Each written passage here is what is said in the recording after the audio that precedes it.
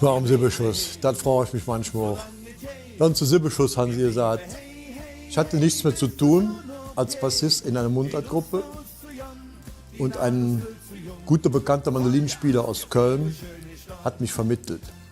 Er sagte, geh mal zu Sibbeschuss, die suchen einen Bassisten und nach einer Probe oder nach ein, zwei Proben war die Sache geritzt und wir waren zusammen. Vollgas, wir blieben schön nicht lang. Immer nur Probleme, wo liegt dann da der Sinn? Oh, ich habe diese Woche ein Interview mit Susi Quadro gesehen. Susi, wie bist du zu deinem Instrument gekommen? Das war so, man hat eine Schülerband gegründet und da war man nicht schnell genug. Der eine hat gesagt, ich mache Gitarre, der andere sagt, ich singe, der andere sagt, ich spiele Schlagzeug. Was bieten da, wo ist der Bass? Robert! So bin ich zu Bass gekommen. Das wird zu jung. Vollgas, wir blieben schön nicht lang. Wir blieben hey. Nein, früher war es anders, aber nicht besser. Ich finde, man muss zu jeder Zeit das Passende machen. Natürlich war es früher ein bisschen einfacher, sich durchzusetzen als Musiker. Auch die Vielfalt hat sich geändert. Die Konkurrenz ist natürlich wesentlich größer geworden. Aber ich finde es immer noch schön, sonst würde ich es nicht machen. Wir blieben hey, solange es geht. Wir blieben hey. Nee.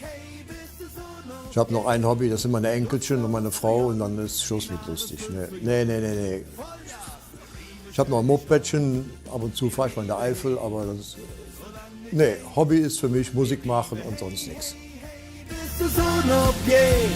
Die Lust nach uns zu jung, die Nahrung viel zu jung. Vollgas! Der Lieblingssong, ja, kann ich mich gar nicht so versteifen. Ich würde sagen, da meine Lieblingsband aus Köln geföst sind, da geht kein Weg dran vorbei.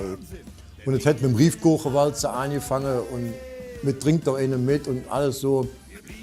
Und natürlich noch andere Sachen von Höhnern in der ersten Stunde. Das sind meine Lieblingssongs.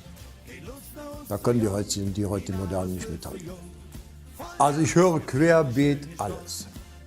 Ich habe Hardrock zu Hause, Deep Purple, UI, Pink Floyd, da geht kein Weg dran vorbei. Ich habe aber auch Schlager zu Hause, Roger Whittaker. Passend zu jeder Gelegenheit habe ich eine Musik zu Hause und natürlich am liebsten spiele ich hier Mundart.